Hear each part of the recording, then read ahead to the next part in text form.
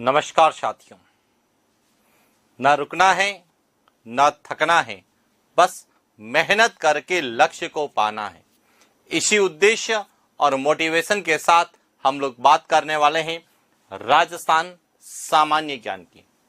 और राजस्थान सामान्य ज्ञान में हम अध्ययन करेंगे राजस्थान के नामकरण को लेके कि जो हमारा राजस्थान वर्तमान में क्षेत्रफल की दृष्टि से भारत का सबसे बड़ा राज्य है, उस राज्य का नामकरण राजस्थान कैसे हुआ या उस राज्य के लिए राजस्थान नाम किसने दिया, साथ ही प्राचीन काल में उसे किन किन शब्दों से पुकारा जाता था, या यह कहें कि प्राचीन काल में राजस्थान के लिए कौन कौन से शब्दों का प्रयोग किया जाता था। तो जितने भी राजस्थान के नामकरण को लेके प्राचीन काल से लेकर वर्तमान तक जो प्रश्न हमें एग्जाम में पूछे जा सकते हैं या फिर जिसको लेके प्रश्न बनने की संभावना है, उन सभी प्रश्नों पर हम विस्तार से चर्चा करेंगे और किस तरह से राजस्थान का नामकरण हुआ उस पर भी हम लोग विस्तार से बात करें। तो शुरुआत करते हैं आज के सेशन की राजस्थान सामान्य ज्ञान के अंतर्गत राजस्थान का नामकरण।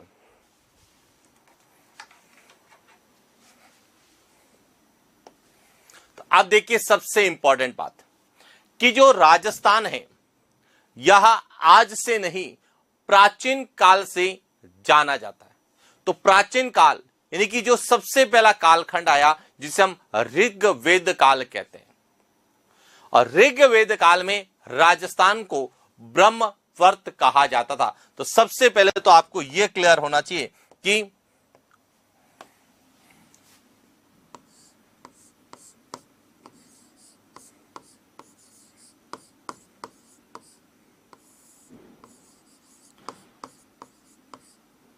प्राचीन काल या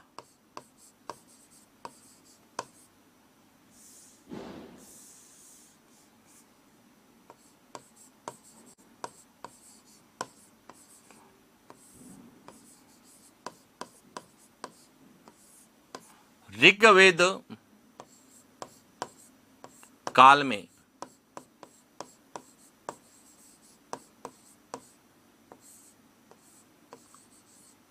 राजस्थान को ब्रह्मवर्त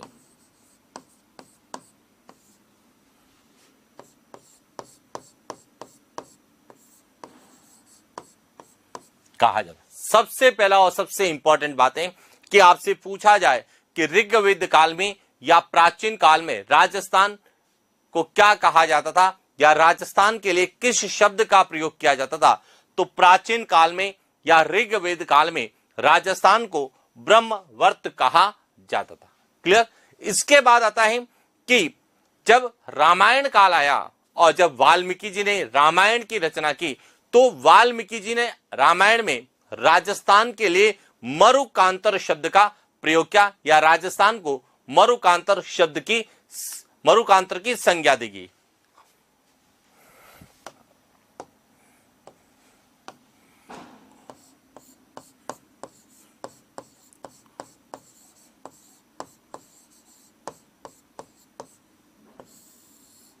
रामायण काल में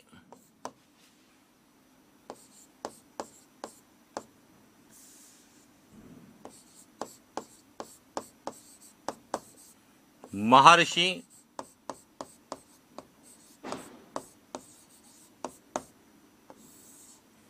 वाल्मीकि ने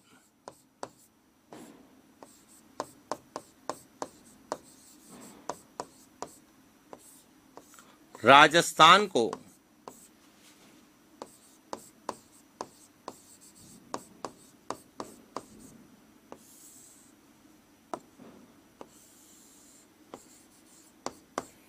मरुकांतर की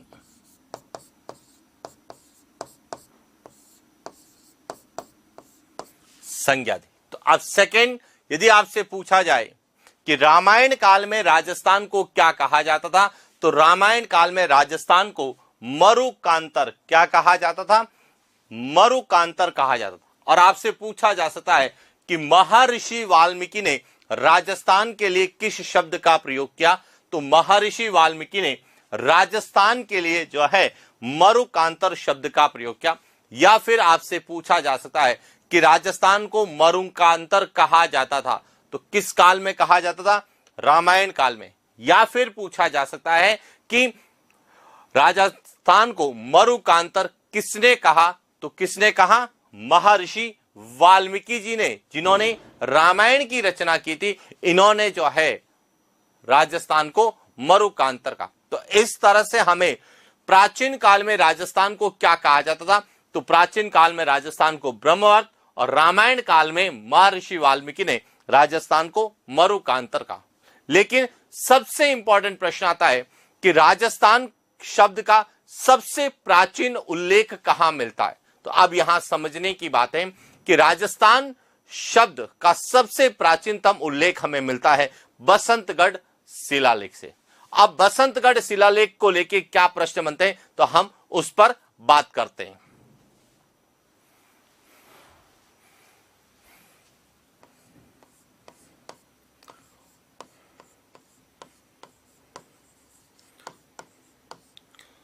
राजस्थान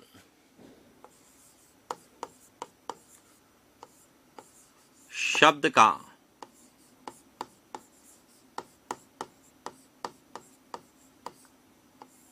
प्राचीनतम उल्लेख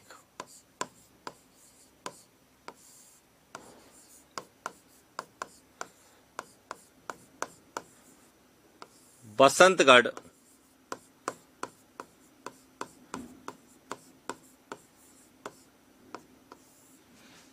शिलालेख में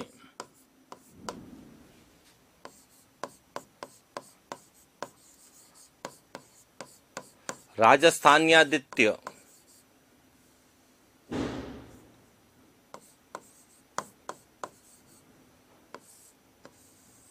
दित्य के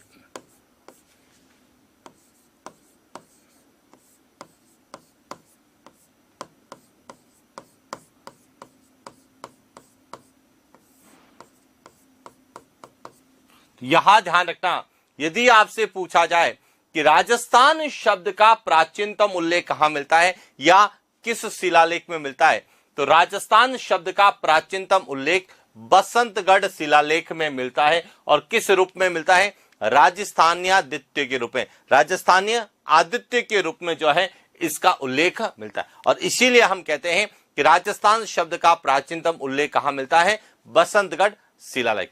अब यह बसंतगढ़ शिलालेख क्या है, किससे संबंधित है और कहां पर है, इसको लेके भी हमें इतिहास के संदर्भ में या राजस्थान के इतिहास को जानने के प्रमुख स्रोत शिलालेखों के संदर्भ में पूछा जा सकता है। तो बसंतगढ़ शिलालेख को लेके क्या प्रश्न बनता है, तो यह भी क्लियर होना चाहिए। तो देखिए, यह जो शिलालेख है, यह शिलालेख है बसंतगढ़ शिलालेख। कौन सा है,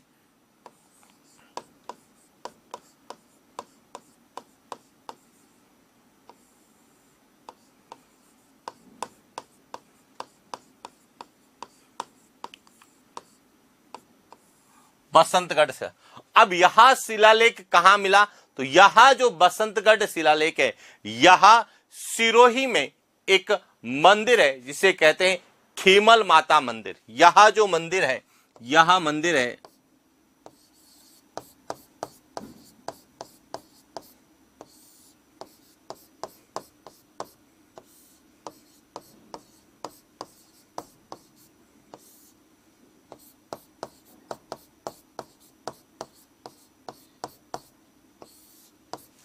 खीमल माता मंदिर सिरोही में, यह बसंतगढ़ शिलालेख मिला। यानी कि जो खीमल माता मंदिर परिसर जो कि सिरोही में है, वहां पर यह शिलालेख मिला। तो अब बसंतगढ़ शिलालेख को लेके क्या प्रश्न बनते हैं, उस पर हम लोग बात करते हैं। तो देखिए, बसंतगढ़ शिलालेख,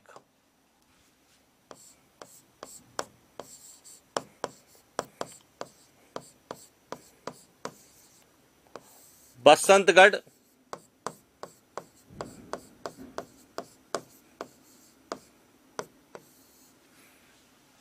यहां किससे संबंधित है, तो बसंतगढ़ शिलालेख 625 ईस्वी या फिर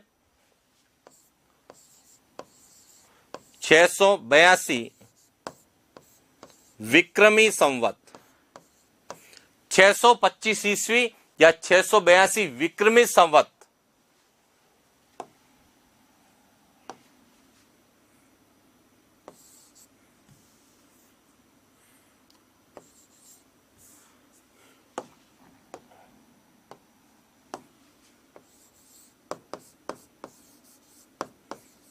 आबुर्द प्रदेश के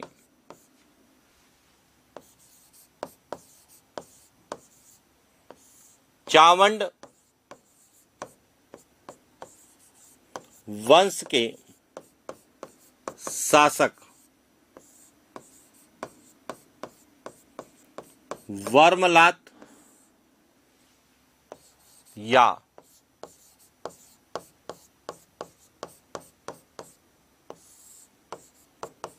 से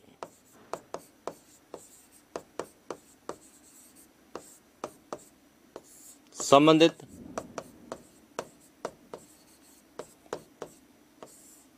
संस्कृत भाषा में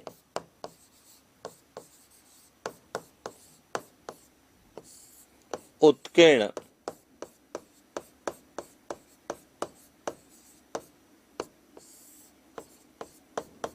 शिलालेख।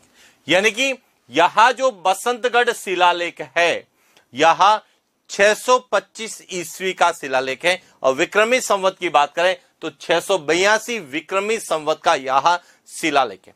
और यहां आबुर्द प्रदेश यानी कि सिरोही को प्राचीन काल में आबुर्द प्रदेश के नाम से जानते थे। तो आबुर्द प्रदेश के चावंड वंश के शासक वर्मलात या वर्णलात से संबंधित संस्कृत भाषा में उत्कीर्ण शिलालेख है। यानी किस भाषा में लिखा गया है? संस्कृत भाषा में लिखा गया है। किस वंश से संबंधित है? चावंड वंश के शासक वर्मलात या वर्णलात से संबंधित है। और इसकी जो सबसे इंपॉर्टेंट है कि यह कहां मिला है, तो यह सिरोही के खीमल माता मंदिर में परिसर में मिला है। और इसकी सबसे प्रमुख एक और विशेषता है कि इसमें सामंत प्रथा का क्या मिलता है? उल्लेख मिलता है।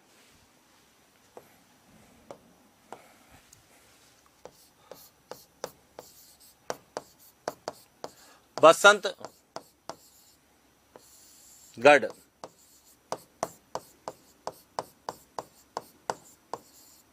शिलालेख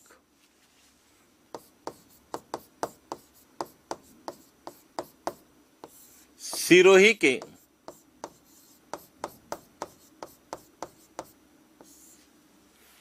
खीमल माता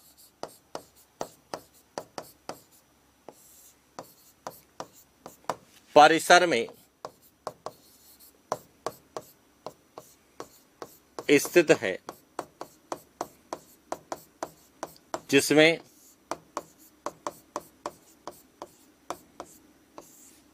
सामंत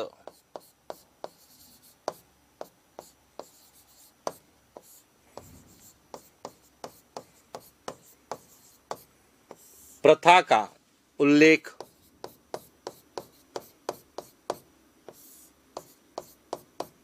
मिलता है। तो अब यहां ध्यान रखना, प्रश्न पूछा जा सकता है कि निम्नलिखित में से किस शिलालेख में सामंत प्रथा का उल्लेख है? तो जब हम राजस्थान के शिलालेख की बात करते हैं, चाहे वह गोसुंडी शिलालेख है, मानमोरी शिलालेख है, घटियाला शिलालेख है या फिर बसंतगढ़, जितने भी शिलालेख है उनमें सामंत प्रथा का जो उल्लेख मिलता है वह बसंतगढ़ शिलालेख में मिलता है। और यह शिलालेख कहां से मिला है?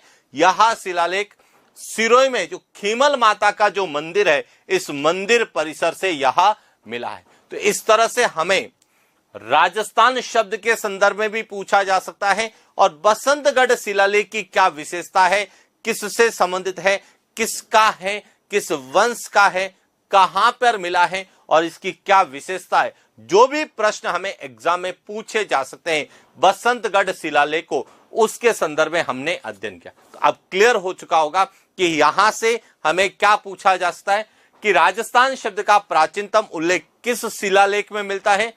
बसंतगढ़ शिलालेख में मिलता है।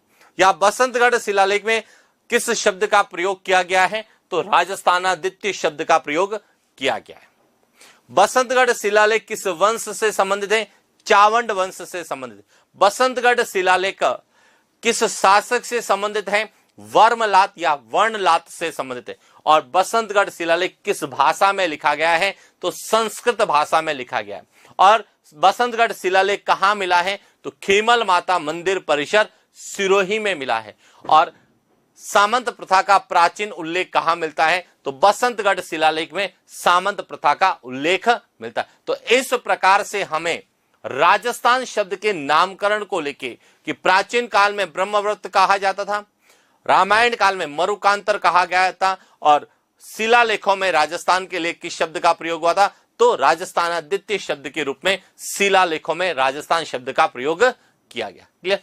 इसके बाद आता है ब्रिटिश काल में, कि ब्रिटिश काल में राजस्थान के लिए किस शब्द का प्रयोग किया गया? तो देखिए, यदि हम बात करें 1800 ईस्वी की, तो 1800 ईस्वी में एक व्यक्ति हुए थे जिनका नाम था जॉर्ज थॉमस। और जॉर्ज थॉमस ने राजस्थान के लिए किस शब्द का प्रयोग किया? राजस्थान के लिए राजपुताना शब्द का प्रयोग किया। और यह भी प्रश्न कई बार हमें एग्जाम में पूछा जाता है कि राजस्थान शब्द के लिए राजपुताना शब्द का प्रयोग किसने किया? तो हम उस पर भी चर्चा करते हैं, जो राजस्थान के नामकरण से लेकर प्रश्न पूछे जाने की संभावना है। तो देखिए, यदि हम बात करें तो ये थे जॉर्ज थॉमस।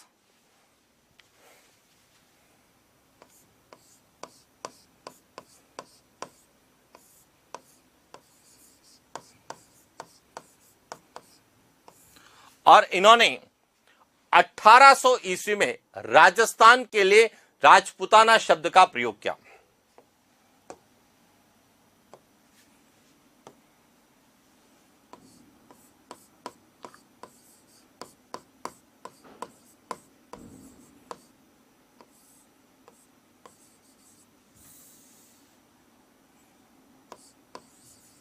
अठारह सौ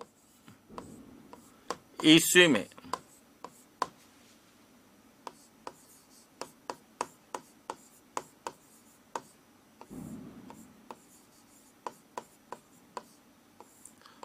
ब्रिटिश काल में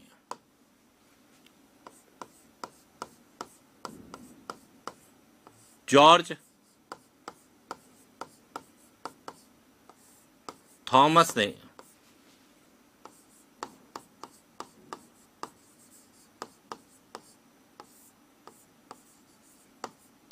राजस्थान के लिए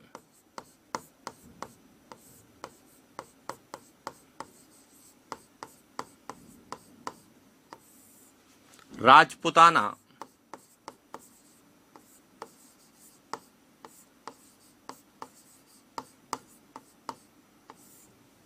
शब्द का प्रयोग किया।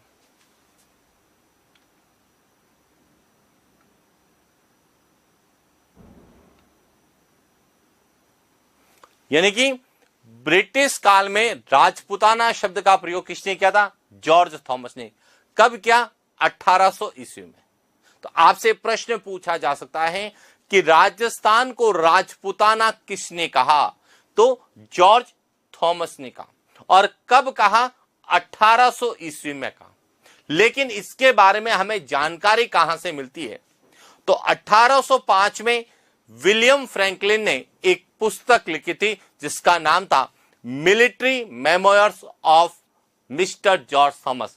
यह पुस्तक military memoirs of mister George Thomas यह लिखी थी विलियम फ्रैंकलिन ने। कब लिखी थी? 1805 में। कि 1805 में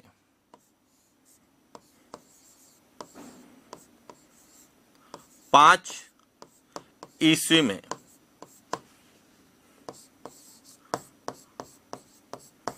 विलियम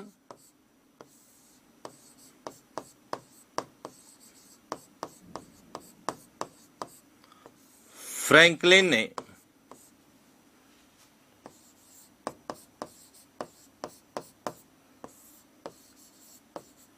अपनी पुस्तक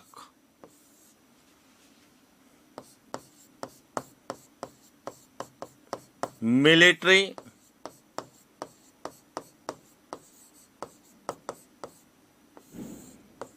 मेमोर्स ऑफ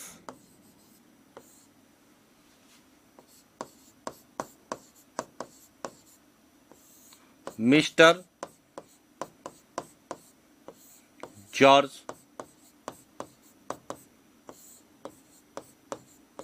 थॉमस में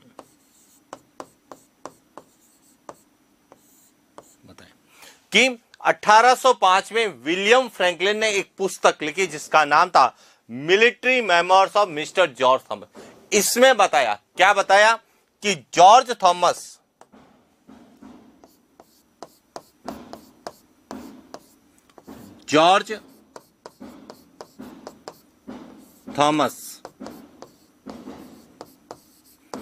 संभवतः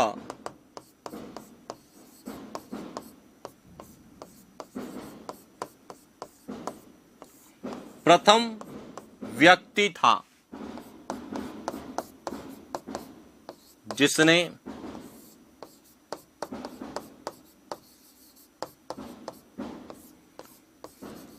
राजस्थान के लिए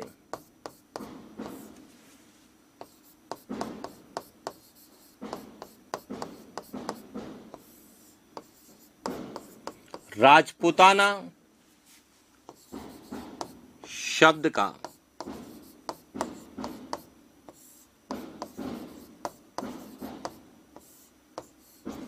प्रयोग किया। तो अब आपको क्लियर होना चाहिए कि राजस्थान के लिए राजपूताना शब्द का प्रयोग किसने किया? जॉर्ज थॉमस ने किया। कब किया? 1800 ईस्वी में किया। लेकिन यह किसने बताया? तो यह बताया था 1805 में विलियम फ्रैंकलिन ने।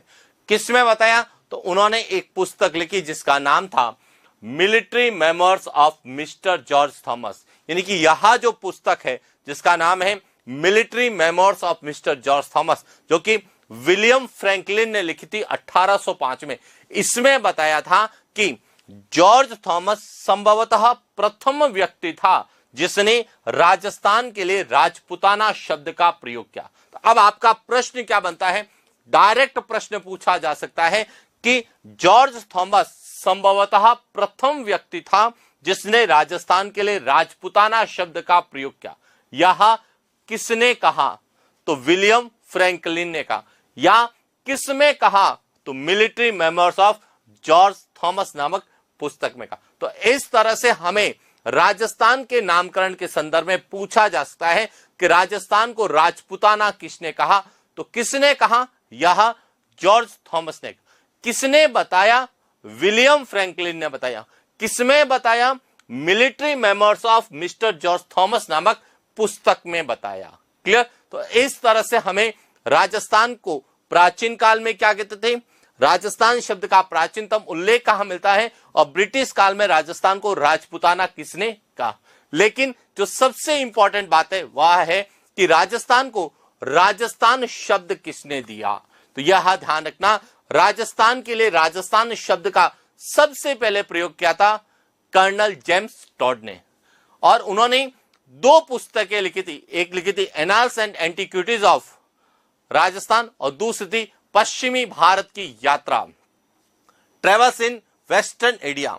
उसमें से जो पहली पुस्तक थी जिसका नाम था annals and antiquities of Rajasthan, उसमें उन्होंने पहली बार राजस्थान के लिए राजस्थान, रजवाड़ा या रायथान शब्द का प्रयोग किया। और यही प्रश्न हमें एग्जाम में कई बार देखने को मिलता है। तो देखिए, बात करते हैं कर्नल जेम्स टॉड की। कर्नल जेम्स टॉड, यहां जो आप दिख रहे हैं यहां है कर्नल जेम्स टॉड, जिन्हें क्या कहा जाता है?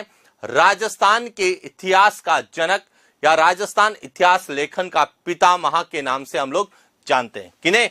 कर्नल जेम्स टॉड को क्या कहा जाता है? इन्हें कहा जाता है राजस्थान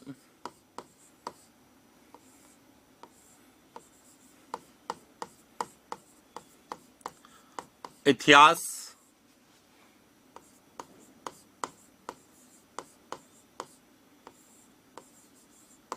लेखन का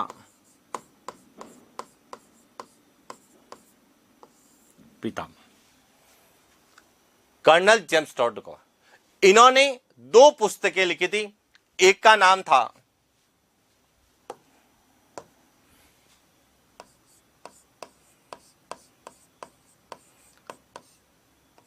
एनाल्स एंड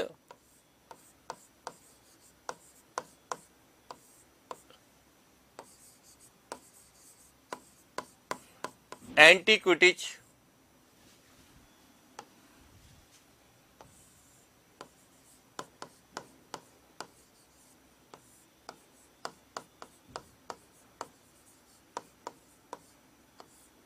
ऑफ राजस्थान, और दूसरी किताब थी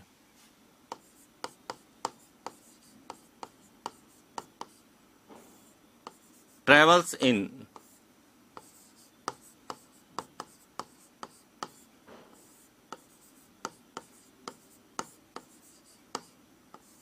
वेस्टर्न इंडिया। ये 2 पुस्तकें लिखी थी। इस पुस्तक का प्रकाशन हुआ था 1829 ईस्वी में, और इस पुस्तक का प्रकाशन हुआ था 1839 ईस्वी में। इसमें से जो यहां पहली पुस्तक लिखी थी 1829 में, annals and antiquities of Rajasthan, जिसे कहा जाता है central and western Rajput state of India. इस पुस्तक में कर्नल जेम्स टॉड ने पहली बार राजस्थान के लिए राजस्थान शब्द का प्रयोग किया, और इसीलिए हमारा प्रश्न पूछा जाता है कि राजस्थान शब्द का सर्वप्रथम प्रयोग किसने, कब और किसमें किया।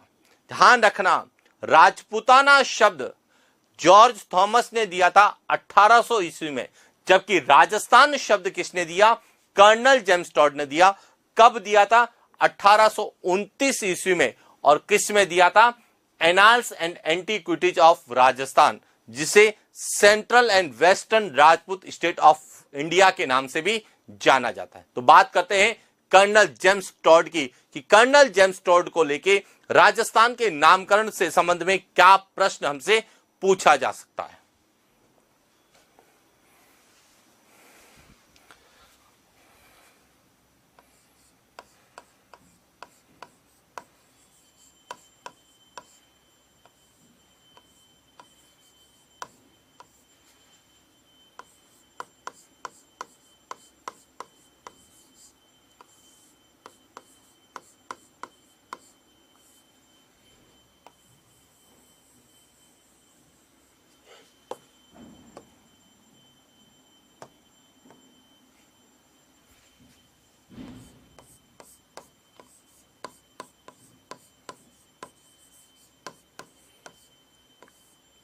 राजस्थान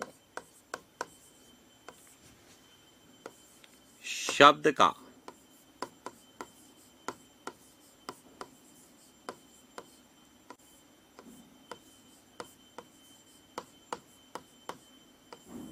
सर्वप्रथम प्रयोग, राजस्थान शब्द का सर्वप्रथम प्रयोग 1829 ईस्वी में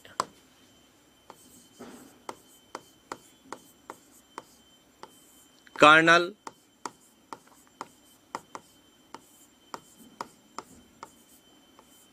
जेम्स टॉड ने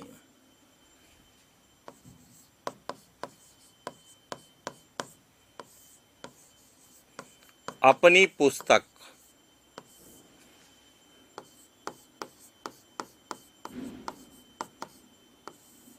एनाल्स एंड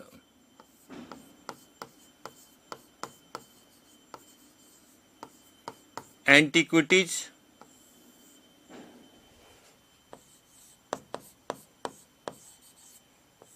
ऑफ राजस्थान या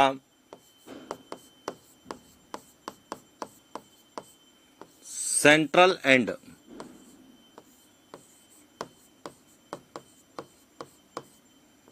वेस्टर्न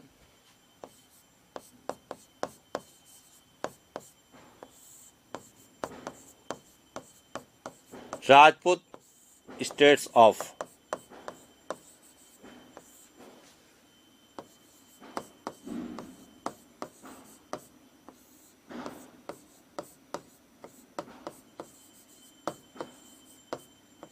इंडिया में क्या है। यानी कि आपसे पूछा जाए कि राजस्थान के लिए राजस्थान शब्द का प्रयोग किसने किया, तो राजस्थान के लिए राजस्थान शब्द का सबसे पहले प्रयोग किया था कर्नल जेम्स टॉड ने। कब किया था? 1829 ईस्वी में किया था। और किसमें किया? तो इन्होंने एक पुस्तक लिखी जिसका नाम था central and western Rajput state of India, या फिर इसे ही कहा जाता है annals and antiquities of Rajasthan. तो annals and antiquities of Rajasthan या central and western Rajput state of India में कर्नल जेम्स टॉड ने 1829 में राजस्थान के लिए राजस्थान शब्द का प्रयोग किया। लेकिन कर्नल जेम्स टॉड ने राजस्थान को राजस्थान भी कहा, रजवाड़ा भी कहा और रायथान भी कहा।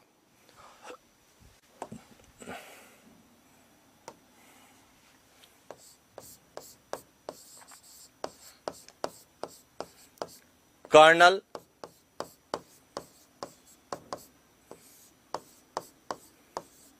जेम्स टॉड ने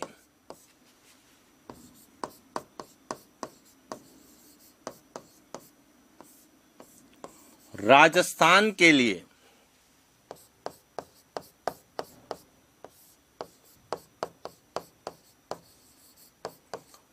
राजस्थान, रजवाड़ा,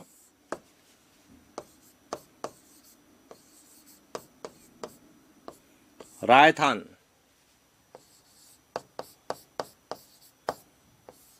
आदि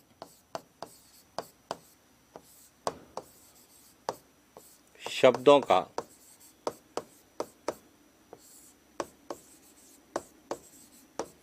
यह भी ध्यान रखना कि कर्नल जेम्स टॉड ने राजस्थान को राजस्थान भी कहा, रजवाड़ा भी कहा और रायथान, इन तीनों शब्दों का प्रयोग किसने किया था? वह कर्नल जेम्स टॉड ने किया। कब क्या? ब्रिटिश काल में 1829 में। अब ब्रिटिश काल के बाद जब भारत आजाद हुआ और भारत आजाद होने के बाद जब राजस्थान का एकीकरण शुरू हुआ, तो एकीकरण के समय राजस्थान शब्द का पहली बार प्रयोग क्या कब किया गया? तो यह भी प्रश्न पूछा जाता है, तो समझना।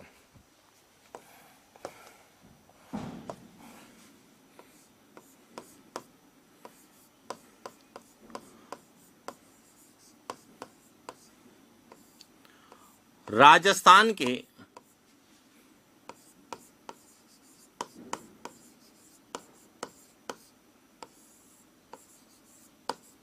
एकीकरण के दौरान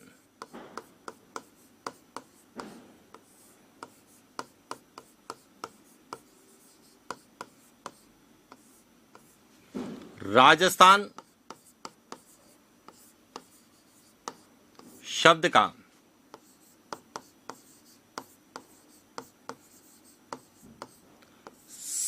सर्वप्रथम प्रयोग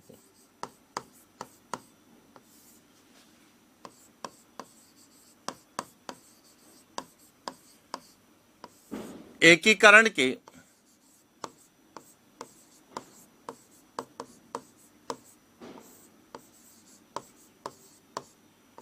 दूसरे चरण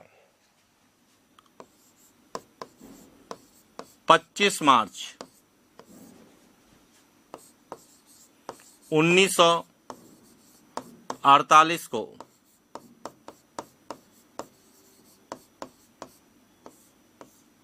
राजस्थान संघ या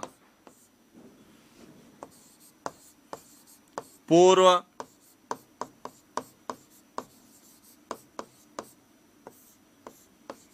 राजस्थान संघ के रूप में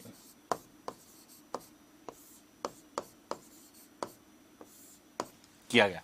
तो यह ध्यान रखना, यह भी पूछा जा सकता है कि एकीकरण के दौरान राजस्थान शब्द का सर्वप्रथम प्रयोग कब हुआ? तो एकीकरण के दौरान राजस्थान शब्द का सबसे पहले प्रयोग एकीकरण के दूसरे चरण 25 मार्च 1948 को राजस्थान संघ या पूर्व राजस्थान संघ के रूप में किया गया था। तो इस तरह से राजस्थान का नामकरण अलग अलग चरणों में हुआ और एकीकरण के समय दूसरे चरण में राजस्थान शब्द का प्रयोग किया। लेकिन प्रश्न आता है कि राजस्थान शब्द को वैधानिक मान्यता कब मिली थी, तो उसके बारे में हम चर्चा करते हैं। लेकिन उससे पहले हमें एकीकरण के संदर्भ में कुछ पॉइंट्स जो पूछे जा सकते हैं उस पर हम लोग चर्चा कर रहे हैं।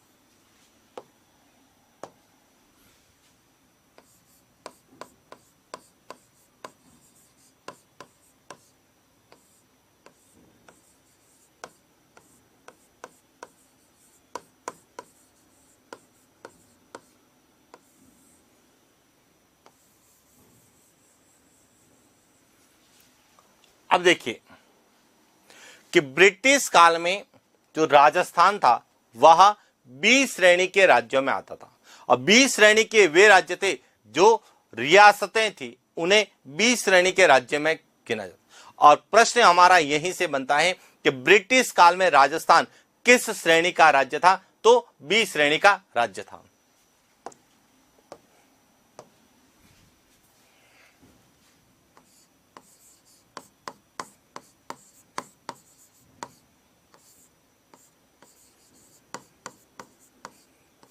ब्रिटिश काल में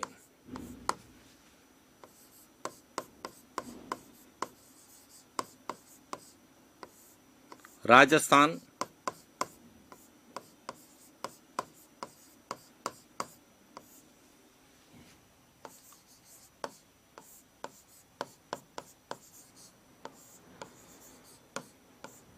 बी श्रेणी का, किस श्रेणी का था, बी श्रेणी का राज्य था। और जब 5 जुलाई 1947 को सरदार वल्लभ भाई पटेल की अध्यक्षता में रियासती विभाग की स्थापना की और रियासती विभाग के अध्यक्ष के रूप में सरदार वल्लभ भाई पटेल और सचिव के रूप में वीपी मेनन को नियुक्त किया गया, तो इन दोनों ने राजस्थान के एकीकरण में महत्वपूर्ण भूमिका निभाई। और जब राजस्थान का एकीकरण हुआ उससे पहले राजस्थान जो है वह 19 रियासतें, 3 ठिकाने और 1 केंद्र शासित प्रदेश के रूप में था। यानी कि एकीकरण के समय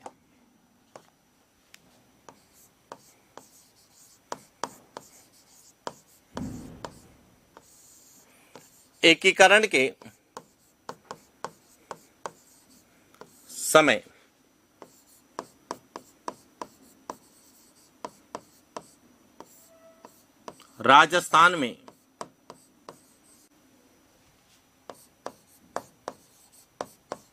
19 रियासतें, 3 ठिकाने, लावा,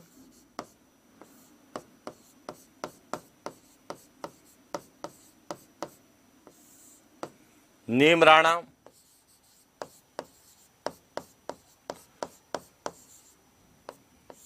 कुशलगढ़, एक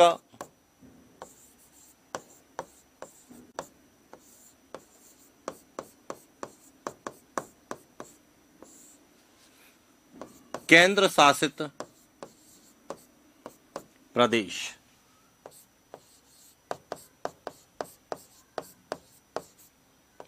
अजमेर,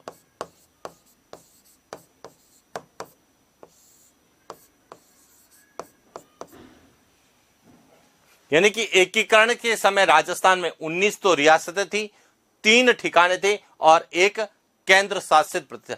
इन सभी को मिलाकर राजस्थान का एकीकरण हुआ और राजस्थान का एकीकरण 18 मार्च 1948 से प्रारंभ हुआ और 1 नवंबर 1956 तक 7 चरणों में हुआ।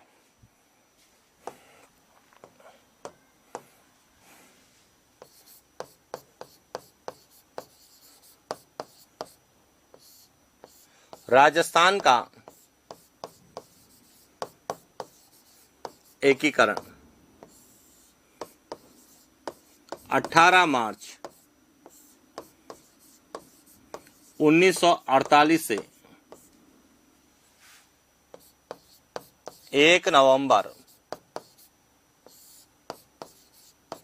1956 तक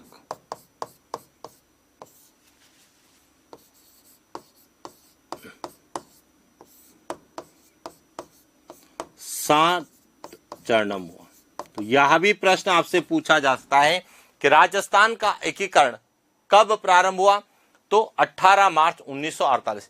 कुछ किताबों में 17 मार्च भी मिलता है, तो ऑप्शन में या तो 17 होगा या फिर 18। 17 मार्च 1948 है तो 17 मार्च 1948 होगा, 18 मार्च 1948 है तो 18 मार्च 1948। दोनों में से एक डेट आपको दे रखी, लेकिन कब पूरा हुआ, 1 नवंबर 1956 को। और कितने चरणों में हुआ, 7 चरणों में हुआ। और वो 7 चरण कौन कौन से थे, हम उस पर बात करते हैं। तो वहीं से हमें प्रश्न जो पूछे जाते हैं, जो राजस्थान के नामकरण को लेके, कि एकीकरण के दौरान दूसरे चरण में राजस्थान शब्द का प्रयोग हुआ तो कैसे हुआ। अब इसको भी हम समझने की कोशिश करेंगे एकीकरण के चरणों से, ताकि एकीकरण के चरणों को लेके यदि कोई प्रश्न हमें एग्जाम में पूछा जाए तो हमारा गलत नहीं हो।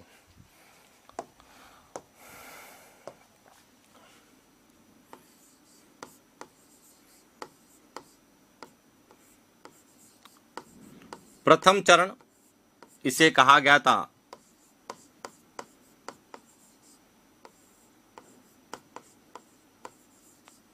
मत्स्य संघ।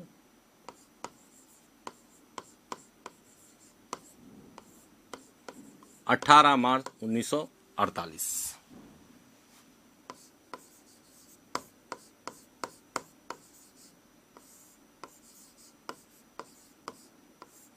द्वितीय चरण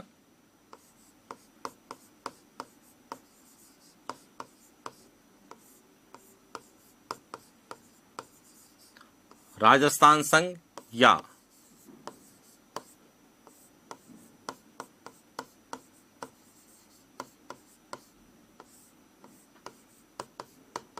पूर्व राजस्थान संघ।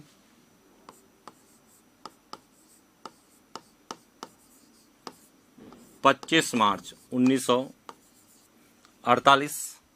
इसके बाद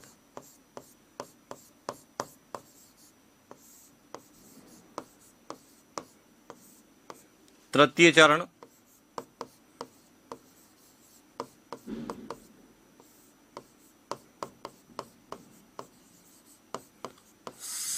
संयुक्त राजस्थान।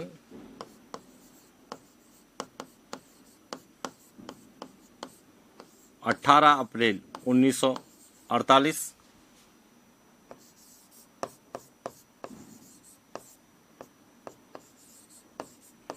चतुर्थ चरण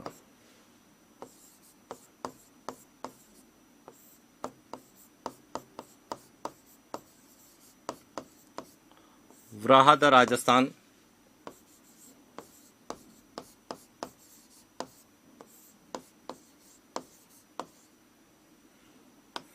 30 मार्च 1949।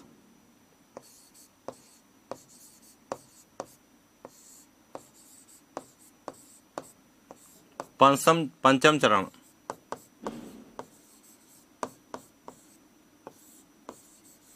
संयुक्त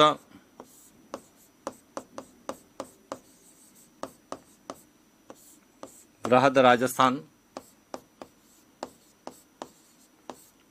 15 मई 1949।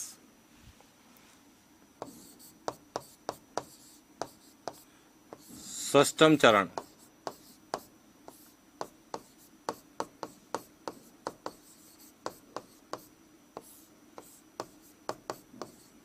राजस्थान संघ।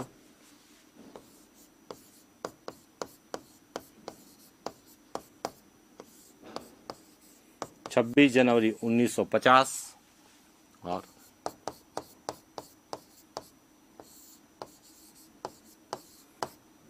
सप्तम चरण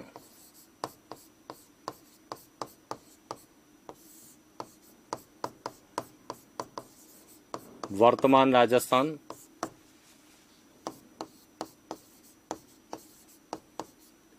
1 नवंबर 1956। तो इस तरह से राजस्थान का जो एकीकरण कुल 7 चरणों में, पहला चरण जिसे मत्स्य संघ कहा गया और यह 18 मार्च 1948 को इसकी स्थापना हुई। द्वितीय चरण जिसे राजस्थान संघ या पूर्व राजस्थान संघ के रूप में जाना जाता है 25 मार्च 1948। और इसीलिए हम कहते हैं कि एकीकरण के दौरान राजस्थान शब्द का सबसे पहले प्रयोग दूसरे चरण में राजस्थान संघ या पूर्व राजस्थान संघ के रूप में किया गया। तीसरे चरण में संयुक्त राजस्थान 18 अप्रैल 1948। चौथा चरण वृहद राजस्थान 30 मार्च 1949। पांचवा चरण संयुक्त वृहद राजस्थान 15 मई 1949। छठा चरण राजस्थान संघ 26 जनवरी 1950 और सप्तम चरण जो वर्तमान राजस्थान बना वह 1 नवंबर 1956 को बना। तो इस तरह से हमें एकीकरण के दौरान राजस्थान शब्द का पहली बार प्रयोग कब किया गया, तो दूसरे चरण में किया गया। राजस्थान संघ या पूर्व राजस्थान संघ के रूप में किया गया, जो हमें एग्जाम में पूछा जा सकता। लेकिन अब प्रश्न आता है कि राजस्थान शब्द को वैधानिक मान्यता कब दी गई, तो इसको लेके जो प्रश्न बन सकते हैं उस पर हम लोग बात करते हैं।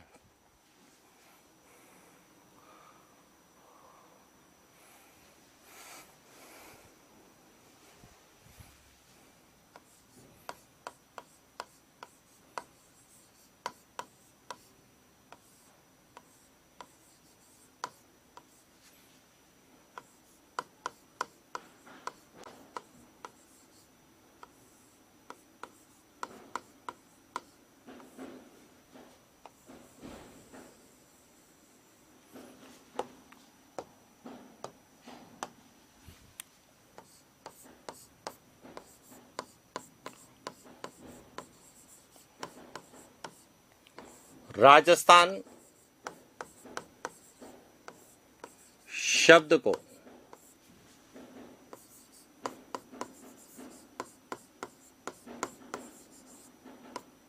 वैधानिक मान्यता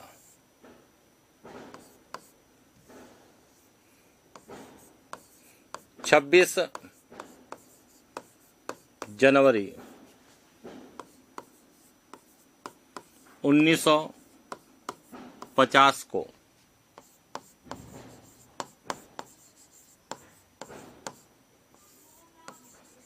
एकीकरण के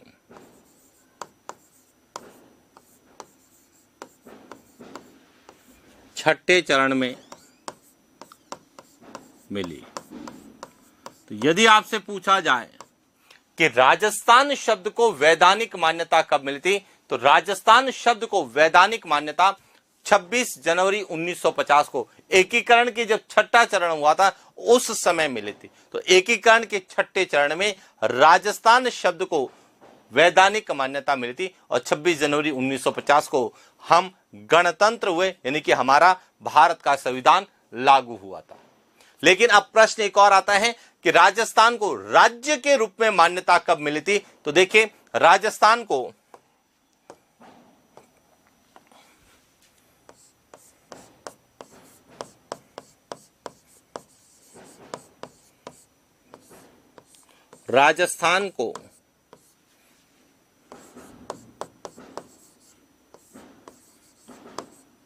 राज्य के रूप में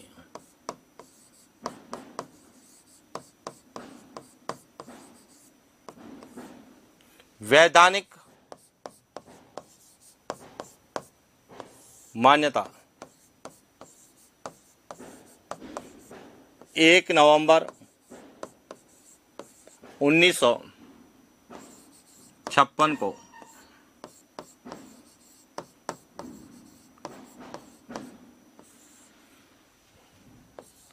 एकीकरण के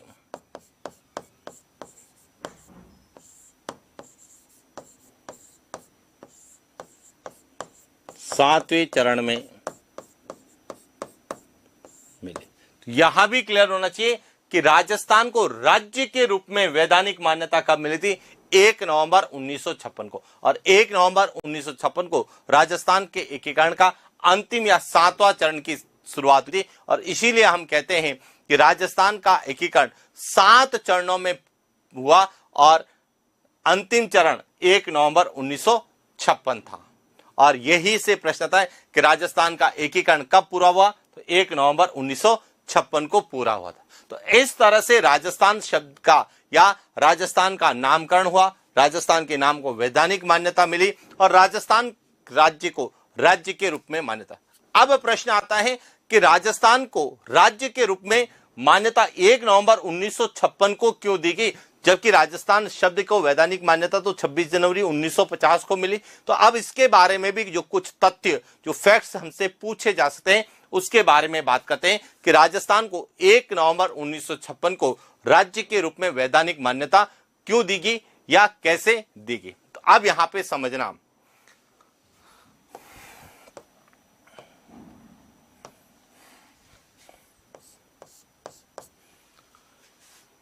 कि भारत में रियासतों के एकीकरण हेतु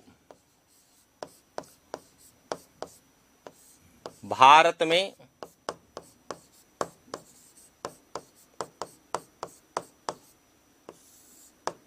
रियासतों के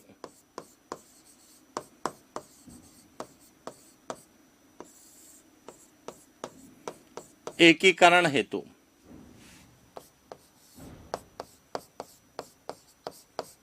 5 जुलाई 1947 को सरदार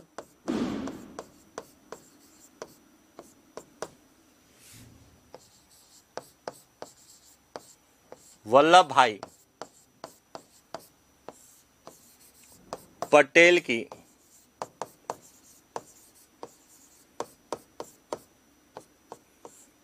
अध्यक्षता में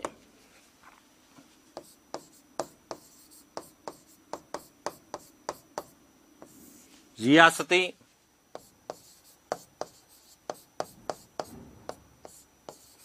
विभाग की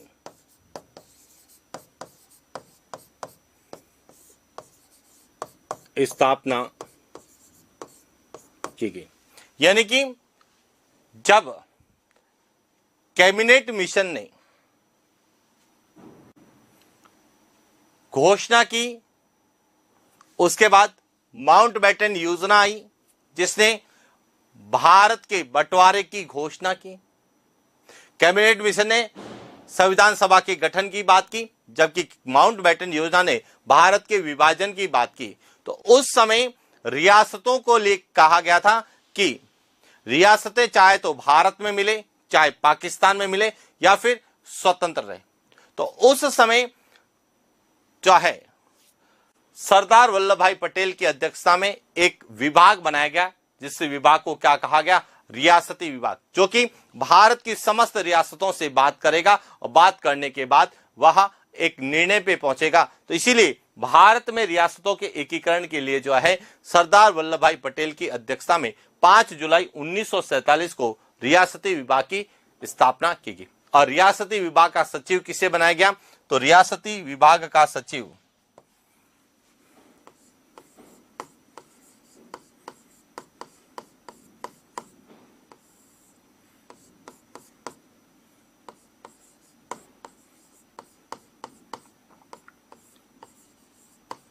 विभाग का सचिव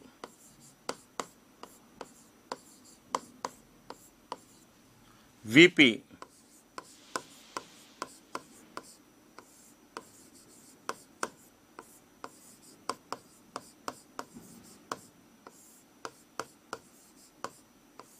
मेनन को बनाया गया। अध्यक्ष सरदार वल्लभ भाई पटेल थे और सचिव कौन थे, वीपी मेनन।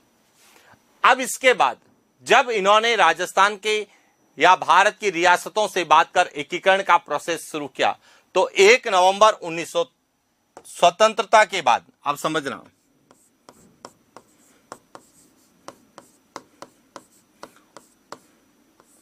स्वतंत्रता के पश्चात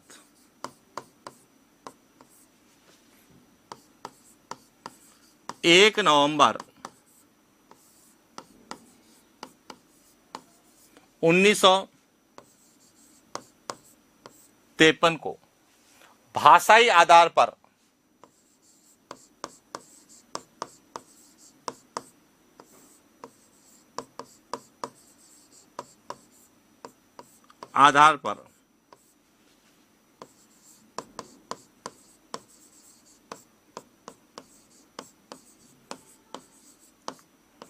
आंध्र प्रदेश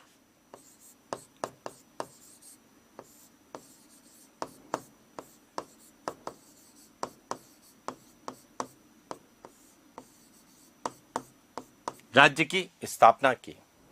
यानी कि रियासती विभाग के सचिव वीपी मेनन और अध्यक्ष सरदार वल्लभ भाई पटेल के प्रयास से स्वतंत्रता से पूर्व यानी 14 अगस्त 1947 तक भारत की लगभग सभी रियासतों ने विलय पत्र पर हस्ताक्षर कर लिए और वह भारत में मिलने के लिए राजी थी। केवल 3 रियासतें जम्मू कश्मीर, हैदराबाद और जूनागढ़ को छोड़कर सभी रियासतों ने विलय पत्र पर हस्ताक्षर कर लिए थे। उसके बाद भारत आजाद हुआ। आजादी के बाद में 26 जनवरी 1950 को जब भारत का संविधान लागू हुआ तो उसके बाद 1 नवंबर 1953 को भाषाई आधार पर आंध्र प्रदेश राज्य की स्थापना की गई। और यह प्रश्न भी कई बार पूछा जाता है कि भाषाई आधार पर सबसे पहले किस राज्य को बनाया गया या स्थापना की गई थी, तो आंध्र प्रदेश की गई। जब 1 नवंबर 1953 को भाषाई आधार पर आंध्र प्रदेश राज्य की स्थापना हुई तो भारत के अन्य राज्य भी या अन्य जो क्षेत्र थे वहां भाषाई आधार पर अलग अलग राज्यों की मांग करने लगे। तो उसी समय तत्कालीन प्रधानमंत्री थे जिनका नाम था पंडित जवाहरलाल नेहरू। तो 22 दिसंबर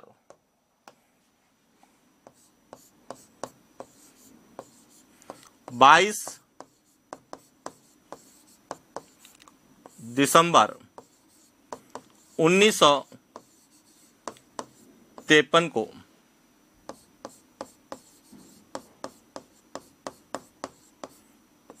तत्कालीन प्रधानमंत्री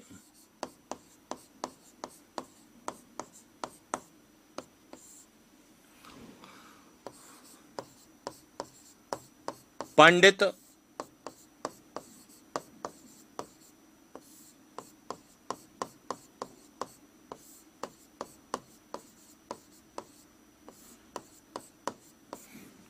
जवाहरलाल नेहरू ने त्रिसदस्यीय राज्य पुनर्गठन आयोग की स्थापना की।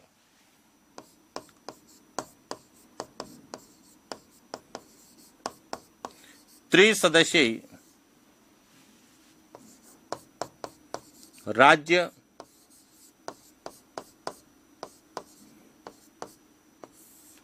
पुनर्गठन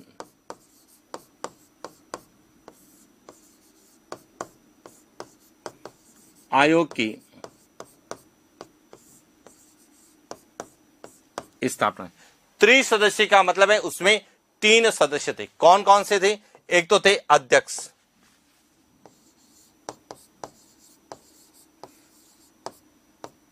थे डॉक्टर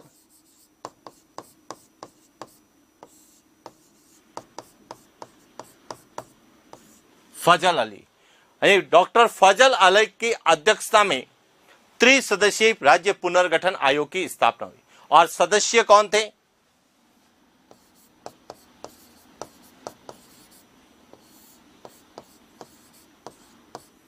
पंडित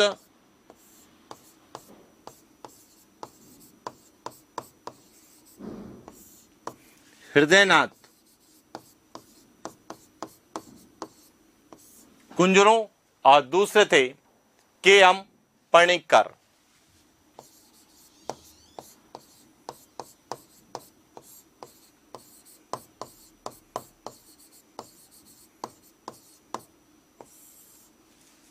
तीन सदस्य थे राज्य पुनर्गठन आयोग, जो कि कब गठित हुआ? 22 दिसंबर 1953 को तत्कालीन प्रधानमंत्री पंडित जवाहरलाल नेहरू ने राज्यों के पुनर्गठन के लिए एक आयोग का गठन किया, जिसमें 3 सदस्य थे डॉक्टर फजल अली जो कि अध्यक्ष थे, और पंडित हृदयनाथ कुंजरू और के एम पणिकर इसके क्या थे, सदस्य थे। तो आपसे प्रश्न पूछा जा सकता है कि निम्नलिखित में से कौन सा राज्य पुनर्गठन आयोग का सदस्य था या नहीं था, या राज्य पुनर्गठन आयोग का अध्यक्ष किसे नियुक्त किया गया।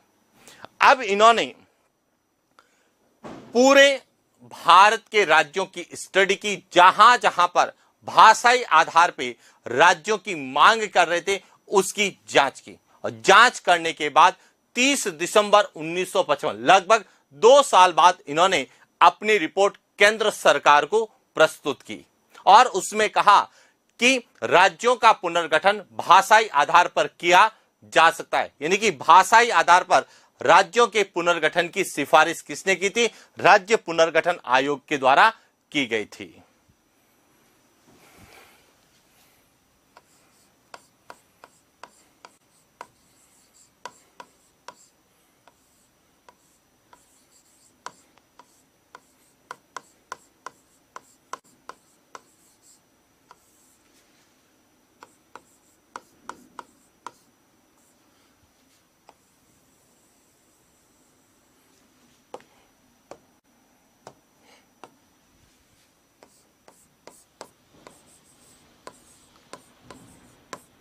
तीस दिसंबर 1955 को राज्य पुनर्गठन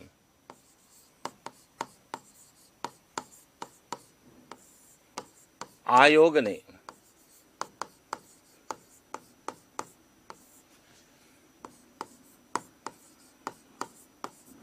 अपनी रिपोर्ट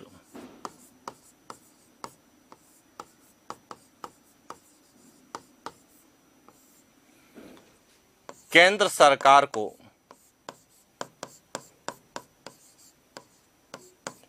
सौंपी, और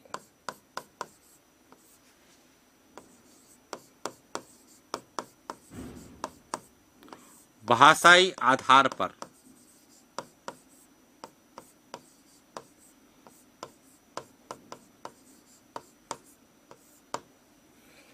राज्यों के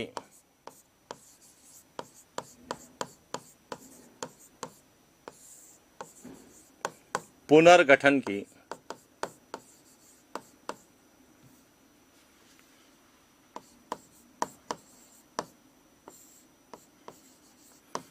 भाषाई आधार पर राज्यों के पुनर्गठन की सिफारिश की। किसने, राज्य पुनर्गठन आयोग ने। और जब राज्य पुनर्गठन आयोग ने भाषाई आधार पर राज्यों के पुनर्गठन की सिफारिश की, तब जो है 1956 में, 1955 में रिपोर्ट दी, और 1956 में इस पुनर्गठन आयोग यानी राज्य पुनर्गठन आयोग की सिफारिश पर राज्य पुनर्गठन अधिनियम बनाया गया।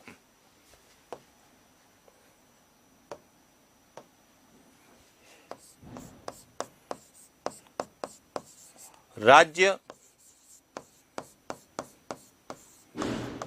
पुनर्गठन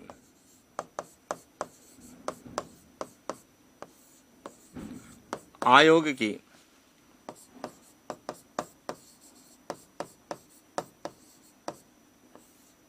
सिफारिश पर 1956 में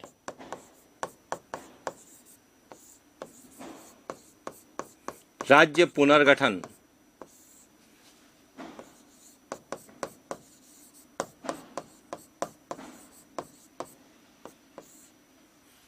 अधिनियम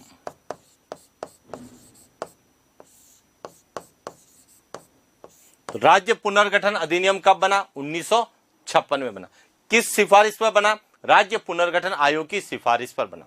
और जब राज्य पुनर्गठन आयोग की सिफारिश पर राज्य पुनर्गठन अधिनियम 1956 को बनाया गया, तो इस अधिनियम के तहत यानी कि राज्य पुनर्गठन अधिनियम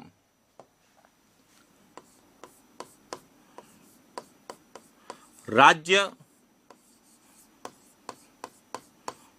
पुनर्गठन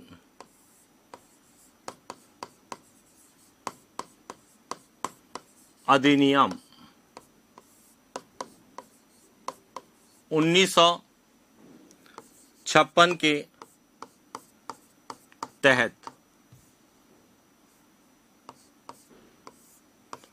1 नवंबर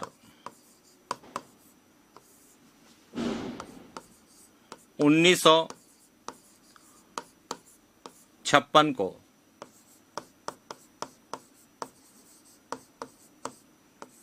राजस्थान को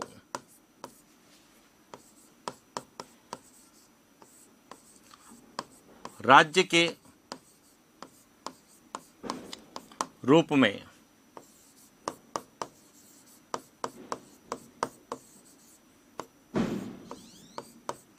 वैधानिक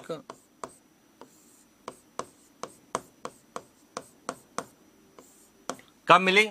1 नवंबर 1956 को। और इसीलिए हम कहते हैं कि राजस्थान का एकीकरण कब पूरा हुआ? 1 नवंबर 1956 को।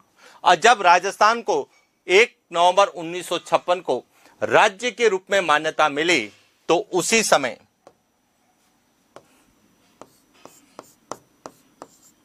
एक नवंबर 1956 को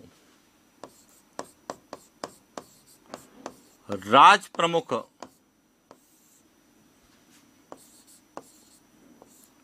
पद को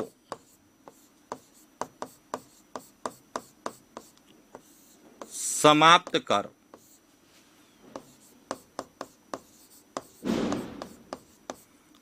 राज्यपाल का पद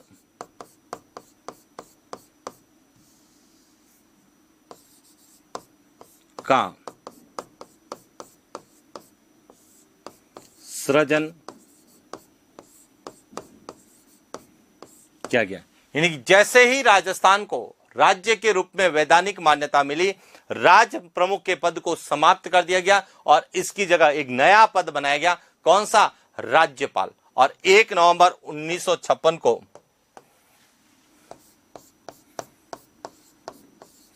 1 नवंबर 1956 को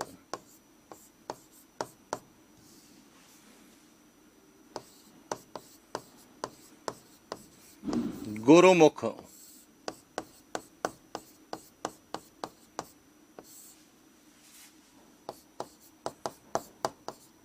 निहाल सिंह को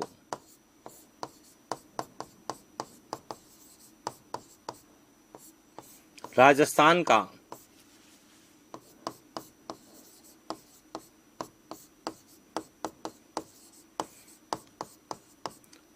प्रथम राज्यपाल